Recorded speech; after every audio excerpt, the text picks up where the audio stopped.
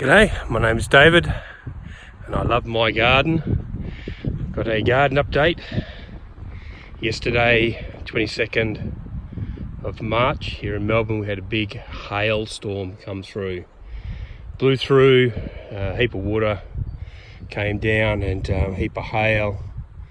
Ended up with a little bit of a less than perfect zucchini, which I always strive for that perfect zucchini, but we had a really good storm come through, wreak havoc. I've been going through. Here was my pride and joy, my artichoke bed. It's just been, it's not too bad. I've gone through and I've been having a look here. You can see all the leaves have just been just knocked off.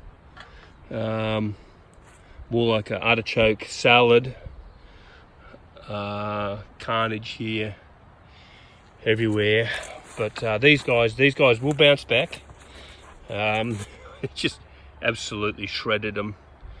I don't think we're going to have any fatalities, but my belief is that this will make these plants stronger. They'll bounce back, and that one's been flattened a bit. You can see these older leaves on our zucchinis, just holes everywhere in these poor plants.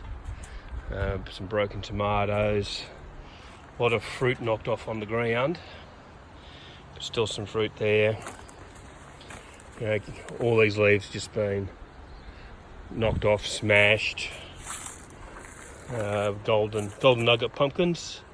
Gonna have a little bit of bruising, I think, but they'll be okay.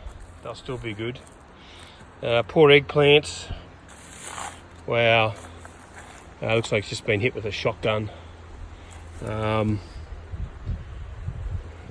lot of these taken off. These guys, I'm not sure how the poor eggplant are going to go. Cucumbers got a bit of a hiding. They're okay. Some of the tomatoes here are okay. My new ones I've got here that I've trellising up. They're not too bad. A few limbs. Those guys flattened, but they're a bit of an experiment where I'm comparing growing a trellised or tied up tomato versus just letting it run wild. So I'll do a video on that later on. So a lot of damage. One little hailstorm. We had hail about the size of a 20-cent piece. Started off as pea size, and then went up to about a 5-cent piece, and then about a 20-cent piece here in Wonga Park. Garden number 1. It hasn't fared too bad. All the leaves and all the plants have, you can see the bullet holes. Looks like someone's fired a shotgun through here. Corn is okay, as you can imagine. It's stood up well.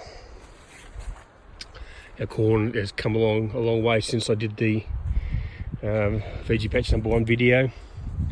So we now have got the these are the male flowers on the top, and these are the female parts here. And what happens is the pollen, there's a fine pollen on these male flowers. It'll drop down onto the hairs of this female, and every one of these hairs is connected to a grain of corn.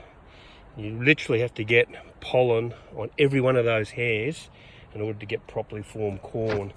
If you don't, you might notice when you pick corn sometimes and they haven't formed properly, it's because you haven't got pollen onto the corn. I do a thing called corn beating. If you want to see a video on that, please make a comment below and I'll show you my corn beating that I do to make sure I get maximum germination. I talked about my previous video about making natural trellis planting beans in spaces where corn haven't germinated.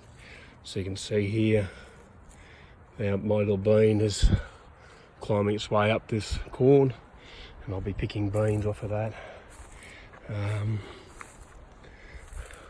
I've got more beans down here growing up the corn. These guys a little bit beaten after the hailstorm, but no, these are like a grass. They're really hardy. They'll be fine. So yeah, hailstorm, Melbourne, Victoria, 22nd of March. It's one of the things that nature throws at you. You got to roll with it. And not totally devastated. Beans have come out okay. The bean trellis is going well. Just come through today, and I've picked some of my first the Vitalis. I'll come around the other side so you can see it. Italian bean, I believe, variety.